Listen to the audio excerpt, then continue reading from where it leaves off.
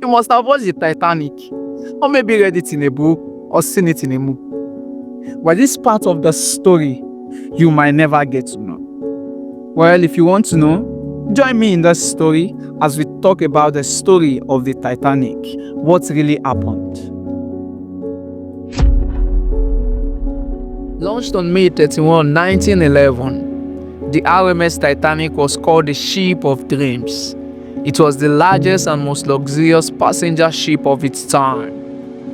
On April 10, 1912, with over 2,200 passengers and crew members, the Titanic set sail on what was its first and last voyage, heading to New York City from Southampton, England. The Titanic was not just a ship, it was a marvel. People called it unsinkable. In fact, it was reportedly said that one of the employees of the company in which the Titanic was registered under, the White Star Line, said, "Not even God himself could sink this ship." Well, whether that exact phrase was spoken or not, the belief behind it was clear.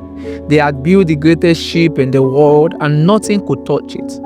The Titanic had cutting-edge technology, 16 watertight compartments, state-of-the-art safety features. But here's the thing, they only carried 20 lifeboats. 20, barely enough to save the over 2,000 people on board. It was not just confidence, this is overconfidence, it was pride. As the Titanic sailed across the North Atlantic, multiple ships radioed warnings about icebergs. They told the captains not once, not twice, but 6 times. But those warnings were either ignored or brushed aside. The ship pressed forward, full speed ahead. Why slow down? Why worry? After all, this was the Titanic, the gigantic Titanic. Some say the captain, who was nearing retirement, wanted to end his career with a record-setting voyage, arrive early, make headlines, and so the ship steamed into icy waters at full speed at night. Then at about 11:40 p.m. in the night, on April 14th, an iceberg struck the starboard side. The unsinkable ship began to sink. At first, many did not believe it. Even as water rushed in, the passengers were calm. Some were confused, but then they laughed, thinking it was just a drill, because how could the Titanic, the gigantic Titanic, be in danger? But reality does not bend for ego. The ship sank in just under 3 hours, and when it was all over, more than 1,500 people were dead. Oh my, what a tragedy.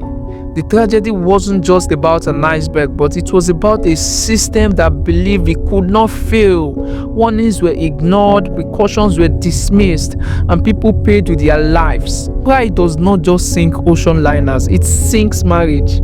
It sinks businesses, friendship, churches, dreams. Pride will tell you, yes, I don't need help. Pride will say, I can't fail. Pride will say, I am above the rules. And just like the Titanic, pride may look strong on the outside, but all it takes is just one hit and everything can crumble. The lesson is clear. Stay humble, stay teachable. Listen to the warnings before it is too late. Don't be like the captains, because sometimes it is not the iceberg that destroys you, it is the pride that makes you believe you were unsinkable. If this story moved you, take a moment to reflect. Where in your life have you been ignoring the signs? Who or what have you been too proud to listen to? Humility may not be flashy, but it keeps you afloat. Thank you for listening.